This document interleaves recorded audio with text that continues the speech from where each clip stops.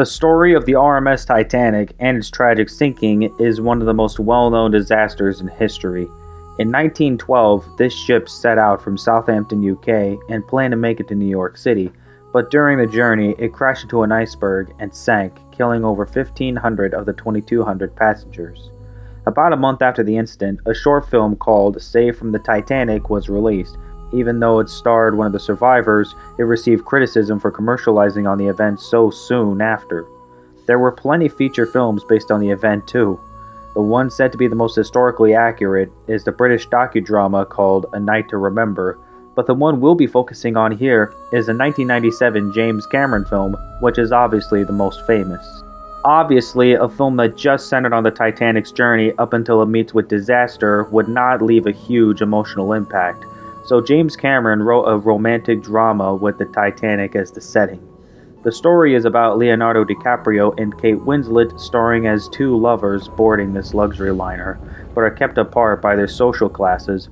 Rose is a first-class girl whose mother arranged for her to marry this rich snob named Cal, even though she doesn't love him. I'm your fiancé.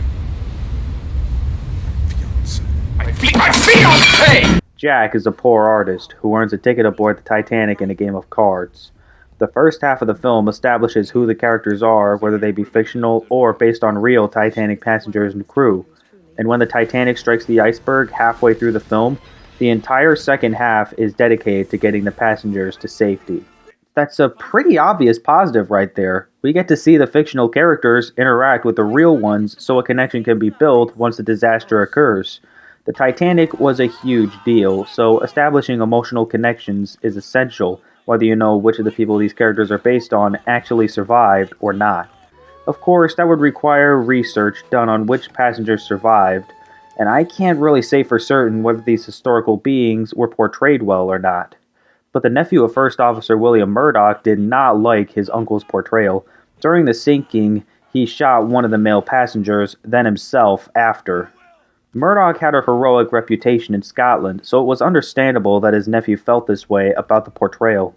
And Cameron made statements in the DVD commentary that the portrayal wasn't meant to be negative, and there really were officers on the Titanic that fired warning shots to enforce the women and children first policy. It was also reported by several eyewitnesses that they saw an officer shooting one or two men in a panic, then himself, widely rumored to have been Murdoch. Regardless, when the Titanic starts sinking, the tensions are high. You've been introduced to many characters, some of which you'll want to get out of it alive, especially the two leads. The stakes are already pretty high with a shortage of lifeboats and the fact that some of them are only half loaded. But to make matters worse, after the collision, Jack and Rose are once more separated, and Rose has to make her way to the lower levels in order to free Jack, and the two must tread through deep water in order to get to safety. After much panic, it's all worth it for Rose to make it out, even if the man she loved met with tragedy in a dramatic fashion. Listen, Rose. You're gonna get out of here. You're gonna go on. And you're gonna make lots of babies. And you're gonna watch them grow. You're gonna die an old lady, warm in her bed. The film's popularity does continue to this day, but there are a few retrospective reviews that don't look on this film as fondly as they used to. I will admit the romantic story does seem a bit cliché, but it's not even a major issue because the film makes up for it with the tension that's built up thanks to the setting, not to mention the fact that it was developed well. It even set all sorts of records for the time. At the time, it was the most expensive film ever made with a budget of $200 million, and by making over $1.84 billion in its initial release, it became the highest grossing film of all time until James Cameron released Avatar 12 years later. Also, it was nominated for 14 Academy Awards, tying with All About Eve for most Oscar nominations, and won 11, tying with Ben-Hur for most Oscars won for a single film. These awards include Best Picture, Best Director, and Best Original Song for My Heart Will Go On, performed by Celine Dion.